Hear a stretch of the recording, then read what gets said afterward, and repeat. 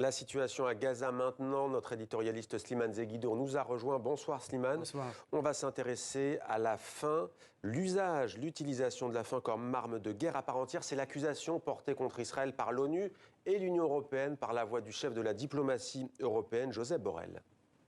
Le fait d'affamer la population est utilisé comme une arme de guerre. Alors que nous condamnons cela en Ukraine, nous devons utiliser les mêmes mots pour ce qui se passe à Gaza. Voilà, et des organisations non gouvernementales, Slimane, avaient déjà mis en garde contre ce risque il y a plusieurs mois. Oui, notamment après les propos de Yoav Gallant, le ministre israélien de la Défense. Je vous propose de l'écouter, c'était le 9 octobre, 2 jours après les attaques meurtrières du Hamas. Nous imposons un siège complet à Gaza. Pas d'électricité, pas de nourriture, pas d'eau, pas de gaz. Tout est fermé. Nous sommes confrontés à des sauvages et devons agir en conséquence. La faim comme arme de guerre, dans quel but? Pourquoi, Slimane?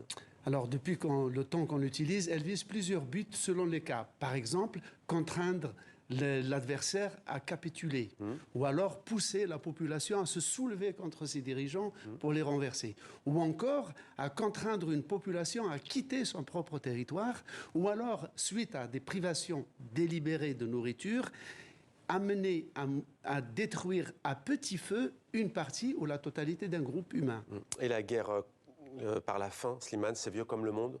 Oui, c'est hélas vieux comme le monde, et il y a eu des cas à l'époque moderne, par exemple la guerre civile au Biafra entre 67 ou 70, la guerre de Bosnie dans les années 90, et maintenant la guerre à Gaza. L'usage jusqu'en 2002, je dis bien 2002, Mohamed, ce n'était pas considéré comme un crime d'utiliser la faim comme une arme.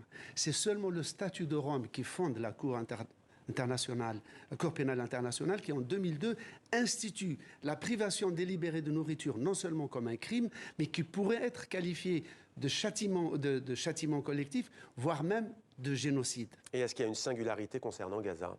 Singularité concernant Gaza, c'est que, nous voyons les horreurs de cette privation, la dénutrition, la malnutrition, qui d'ailleurs laissera des séquelles définitives chez les enfants. Et surtout, nous avons des centaines de camions chargés de nourriture et de médicaments qui stationnent aux portes de Rafah, c'est-à-dire ce sont des nourritures qui sont à 300, 400 mètres des gens qui les attendent impatiemment.